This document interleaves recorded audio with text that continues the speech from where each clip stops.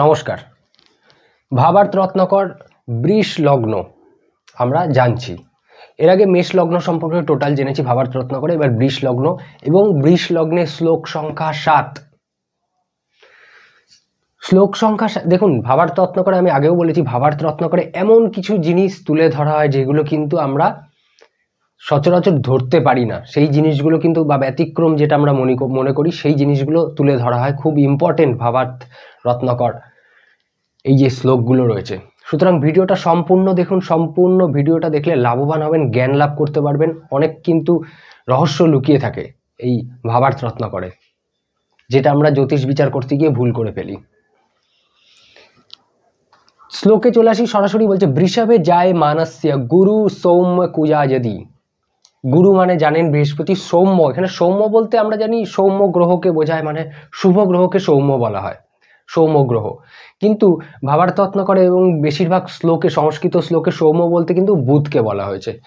গুরুর সৌম্য কুজা যদি, কুজা মানে মঙ্গল, মানে বুধ বৃহস্পতি এবং মঙ্গল যদি পরস্পর জুতা সৌম্য দায়স্তু ঋণ যোগদাহ, যদি পরস্পর জুতি করে তাহলে সেখানে ঋণ যোগ তৈরি করে। তাহলে ব্যাপারটা কি হলো? আমরা এর আগে যে শ্লোক ছিল তার আগের শ্লোকে পড়েছি যে বুধ এবং বৃহস্পতি যদি জুতি করে বা সম্বন্ধ তৈরি করে তাহলে ধনবান যোগ তৈরি করে। এখানে আবার বলছে যে ঋণ যোগ তৈরি করবে মঙ্গল থাকলে। তো ব্যাপারটা কি, ব্যাপারটা একটু বুঝে নি। দেখুন,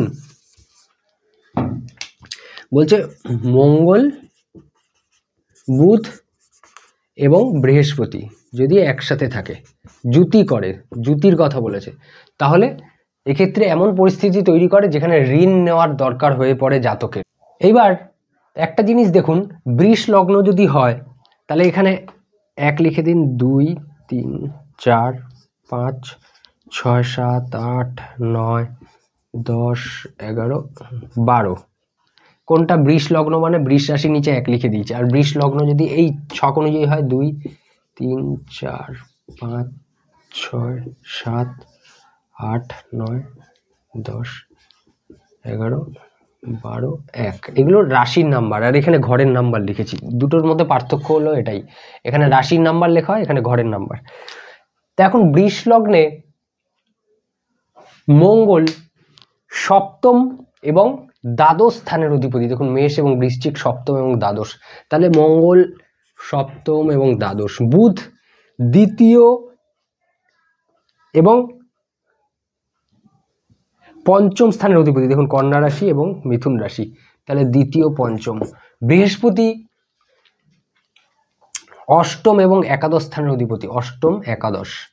তাহলে একটা জিনিস দেখুন, এখানে অষ্টম এবং দ্বাদশ স্থান আসলো, তো এই যে 3টে গ্রহের জুতি রয়েছে, জুতির মধ্যে অষ্টম এবং দ্বাদশ স্থানের অধিপতি আসছে, তো এখানে বৃহস্পতি। এখানে যদিও বুধ আর বৃহস্পতি যদি এই জুতি তৈরি করত, যেহেতু বৃহস্পতি কারক গ্রহ ধনের এবং একাদশ স্থানের অধিপতি বৃষ লগ্নে, এবং বুধ ধন স্থানের অধিপতি বৃষ লগ্নে, তাই এরা দুজন জুতি করলে প্রবলেম ছিল না। এরা দুজন জুতি করলে আরো ধনবান যোগ তৈরি করত। কিন্তু যখনই মঙ্গল চলে আসছে, মঙ্গলের প্রভাব তৈরি হচ্ছে, তখন কিন্তু প্রবলেম তৈরি করছে।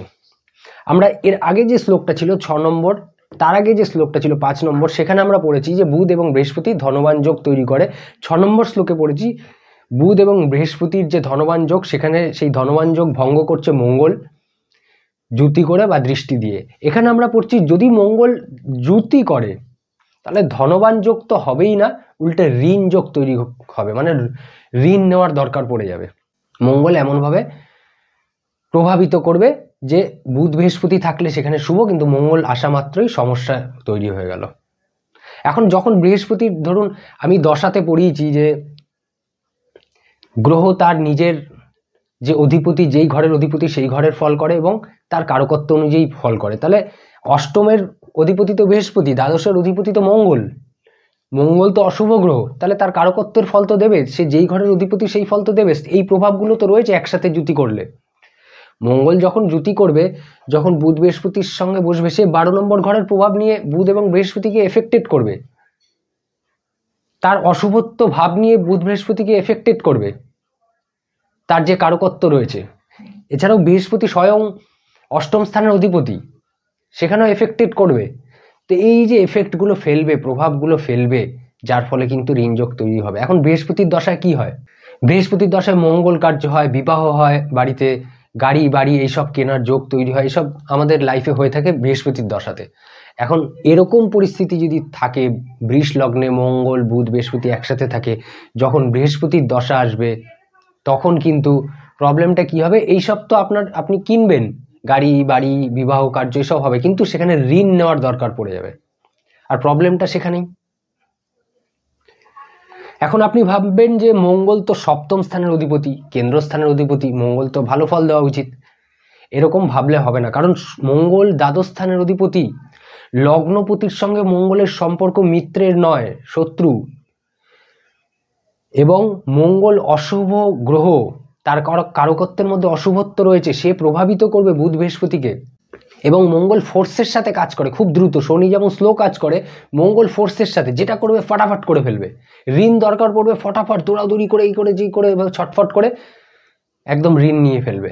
এবং এরকম জুতি থাকলে, এরকম পরিস্থিতি থাকলে বৃষ লগ্নে, সেখানে ঋণ নেওয়াটাও কিন্তু লোকসান, কারণ ধনবান যোগ তো নেই এখানে, তাহলে ঋণ শোধ করতেও সমস্যা হবে। এখন ব্যাপারটা হলো, বুধ বৃহস্পতি যদি থাকতো আলাদা ব্যাপার ছিল। এখন মনে একটা প্রশ্ন জাগতে পারে যে ঋণ তো 6 নম্বর ঘর থেকে দেখা হয়, 6th হাউস থেকে দেখা হয়, তাহলে এখানে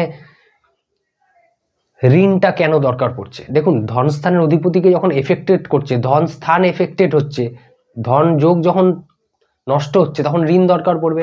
ধন স্থানের কারক গ্রহ বৃহস্পতিকে যখন মঙ্গল এফেক্টেড করছে,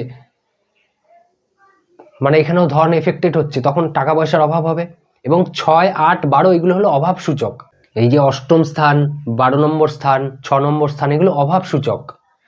যখনই ফলকথন বলতে 6, 8, 12 নাম আসবে, তখন কিন্তু মনে সংশয় রাখতে হবে। আর একটা কারণ কি রয়েছে? কালপুরুষের জন্মপত্রিকা কিন্তু ভুললে হবে না, কালপুরুষের জন্মপত্রিকাও কিন্তু কিছুটা এফেক্ট করে। কালপুরুষের জন্মপত্রিকায় মানে মেষ লগ্নের জন্মপত্রিকায় যেটা হয়, কালপুরুষের জন্মপত্রিকা মানে মেষ লগ্নে, সেখানে বুধ তৃতীয় এবং ষষ্ঠ স্থানের অধিপতি, তাহলে ষষ্ঠপতি তো বুধ এখানে হয়ে গেল, এবং ষষ্ঠ স্থানের কারক গ্রহ কিন্তু মঙ্গল, তাহলে এখানে 6 নম্বর ঘর কিন্তু এসেই গেল, 6th হাউস। যেটা মনে প্রশ্ন ছিল যে 6th হাউসের কোনো রোলই নেই এখানে, অথচ ঋণ কেন তৈরি হচ্ছে? 6th হাউসের রোল না থাকলেও ঋণ তৈরি হতো কেন, সেটা আমি বলে দিলাম। ধন স্থান এফেক্টেড করছে, ধন টাকা পয়সায় যখন আপনার অভাব তৈরি করছে, তখন তো আপনার এফেক্টেড হবেই, তাই না? তাহলে বুঝতে পারছেন যে বৃষ লগ্নে কিরকম ভাবে সমস্যা তৈরি করছে মঙ্গল, এবং কতটা এটা খারাপ পরিস্থিতি সেটা আপনারা বুঝতে পারছেন। আমরা পড়েছি যে মঙ্গল সপ্তমে, এর আগে শ্লোকে পড়েছি যে মঙ্গল সপ্তমে থাকলে, নিজের রাশিতে থাকলে ভালো। এই শ্লোকগুলো ফলো করবেন, যেটা বৃষ লগ্ন নিয়ে কন্টিনিউ আমি শ্লোক যেগুলো ছাড়ছি এগুলো ফলো করবেন, কারণ এখানে অনেক গুরুত্বপূর্ণ জিনিস এখানে আলোচনার বিষয় রয়েছে। যাদের বৃষ লগ্ন তারা তো প্রত্যেকটা ভাবার্থ রত্নাকর ফলো করবেন, আর যারা বৃষ লগ্ন নয় তারাও ফলো করবেন, কারণ অনেক কিছু শিখতে পারবেন। আর আমি বলবো, আমার ভিডিও একদম প্রত্যেকটা পুরো সংখ্যা দিয়ে, অধ্যায় দিয়ে সবকিছু থাকে। ফলিত জ্যোতিষ সংখ্যা 1, 2, 3, ভাবার্থ রত্নাকর, বৃষ লগ্ন 1, 2, 3, মেষ লগ্ন 1, 2, 3, প্রত্যেকটা দশাফল 1, 2, 3 ক্রম সংখ্যা অনুযায়ী দেওয়া থাকে। আপনারা ক্রম সংখ্যা অনুযায়ী ফলো করবেন ভিডিওগুলো, তাহলে শিখতে পারবেন, জ্যোতিষটা ভালো বুঝতে পারবেন। যদি ক্রম সংখ্যা ভেঙে ফেলেন তাহলে অনেক মনে প্রশ্ন থেকে যাবে, অনেক কনফিউশন থেকে যাবে, অনেক কিছু বুঝতে পারবেন না, তখন কিন্তু আমাকে দোষারোপ করবেন যে এটা কিন্তু আপনি ভুল বললেন। এই জন্য বলছি যে মানে শুরু থেকে ক্রম সংখ্যা অনুযায়ী পড়ুন, তাহলে অনেক কিছু জানতে পারবেন। ভিডিও যদি ভালো লাগে অবশ্যই লাইক করতে ভুলবেন না। চ্যানেল যদি সাবস্ক্রাইব এখনো না করে থাকেন, চ্যানেলটা সাবস্ক্রাইব করে নিন। অনেক ভিডিও এখানে পাবেন, আপনার লগ্ন নিয়ে অনেক ভিডিও আমার অলরেডি ছাড়া রয়েছে এবং ভবিষ্যতে ছাড়তে থাকবো। সুতরাং ভিডিও যাতে মিস না হয়ে যায়, চ্যানেলটা সাবস্ক্রাইব করে রাখুন। দেখা হবে পরের ভিডিওতে। ভালো থাকুন, সুস্থ থাকুন, নমস্কার।